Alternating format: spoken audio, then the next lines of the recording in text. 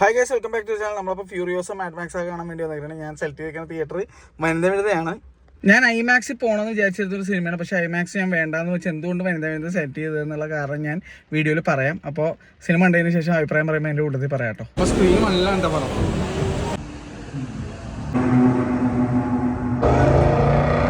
ഫ്യൂറിയോസ mad max saga. ഈ cinema നിങ്ങൾ നേരെ ടിക്കറ്റ് ബുക്ക് ചെയ്ത് വേഗം തന്നെ പോയി കണ്ടോ. എൻ്റെ ഈ വീഡിയോ മൊത്തം കാണണമെന്ന് പോലും ഞാൻ പറയില്ല.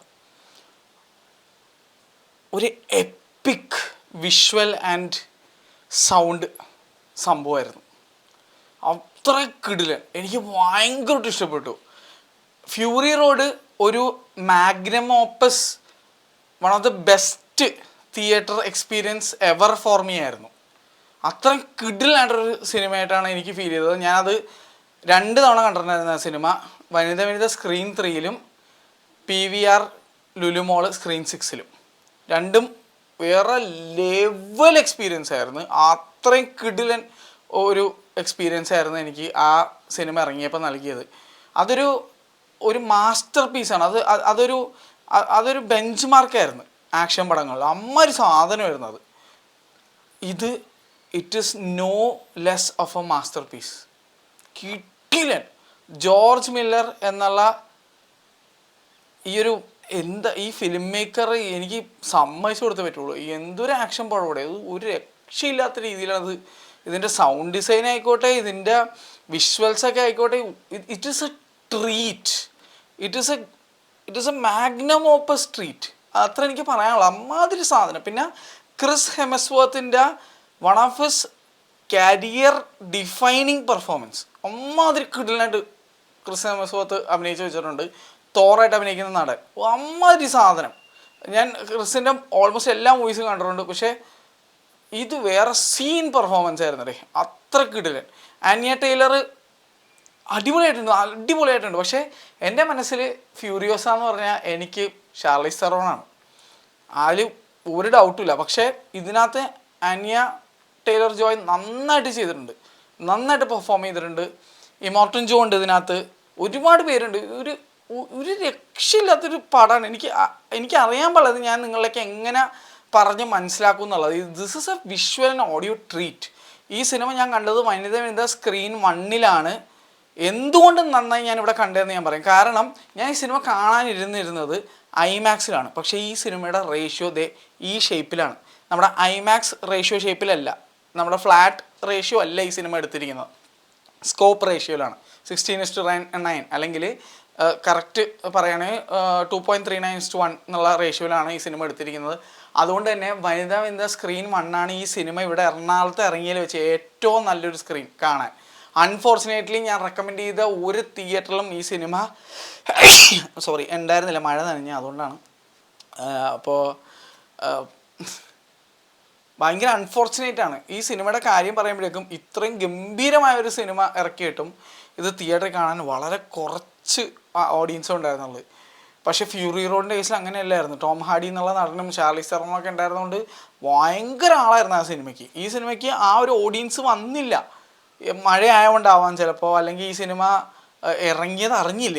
എനിക്കറിയാൻ പാടില്ല. പക്ഷേ ഐ ഫെൽ സോ സാഡ് ഒട്ടും ആളില്ലാത്ത കണ്ടിട്ട്. പക്ഷേ നിങ്ങൾ മിസ് ചെയ്തത് എന്താണെന്ന് വെച്ചാൽ, വളരെ ചെറിയ വാക്കുകളിൽ പറയുകയാണെങ്കിൽ ഒരു വിഷ്വൽ ആൻഡ് ഓഡിയോ സ്പെക്ടക്കിളാണ് നിങ്ങൾ മിസ് ചെയ്തത് ഈ സിനിമ തിയേറ്ററിൽ കാണാതെ ഇരുന്നിട്ടുണ്ടെങ്കിൽ. കാരണം വനിതയിൽ ഇതിൻ്റെ പൊന്നി ഇത് ഒരു രക്ഷ ഉണ്ടായിരുന്നില്ല.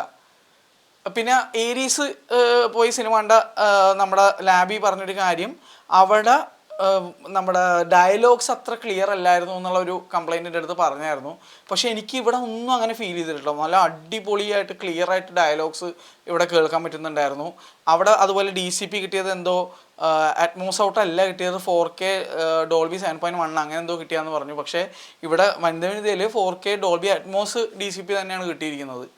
എന്ത് രസമായിരുന്നു അറിയാം. ഇതിനകത്ത് എനിക്ക് തോന്നുന്നു ഡെത്ത് റേസ് എന്നുള്ള സിനിമയ്ക്ക് ശേഷം മാഡ് മാക്സ് ഫ്യൂറി റോഡും ഒക്കെ കഴിഞ്ഞിട്ട് ഇപ്പോഴാണ് ഒരു വണ്ടി, അതായത് ഇതിനകത്ത് ചില ബൈക്കുകൾ, മോഡ് ചെയ്ത ബൈക്കുകൾ ത്രോട്ടിൽ ചെയ്യുമ്പോഴൊക്കെ ഉള്ള സൗണ്ട്, ഈവൻ ഇതിനകത്തുള്ള എല്ലാ വെഹിക്കിൾസിൻ്റെയും ഡിസ്റ്റിങ്റ്റീവ് സൗണ്ട്, ട്രക്സിൻ്റെ സൗണ്ട്, എൻ്റെ പിന്നെ അതിങ്ങനെ സറൗണ്ടിൽ എന്ത് രസമെന്നറിയാമോ കേൾക്കാൻ.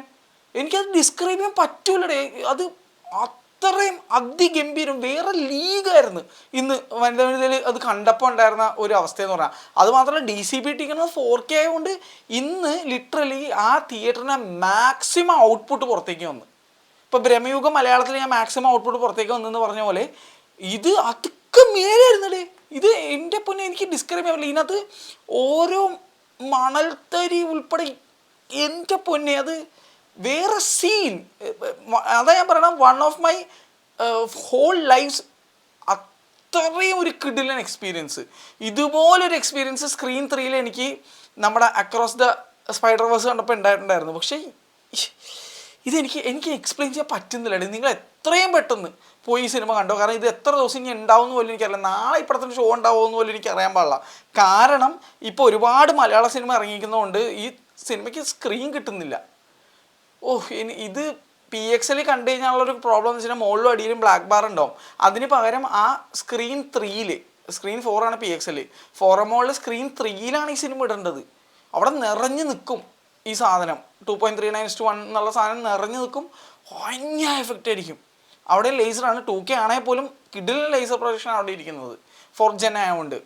ഇവിടെ എനിക്ക് സങ്കടം വരുന്നുണ്ട്. നിങ്ങൾ ഈ സിനിമ ഒന്ന് കാണണമെന്ന് ഞാൻ പറയണത്. കാരണം അത്രയും ഗംഭീരമായ ഒരു എക്സ്പീരിയൻസ് ആയിരുന്നു എനിക്ക്.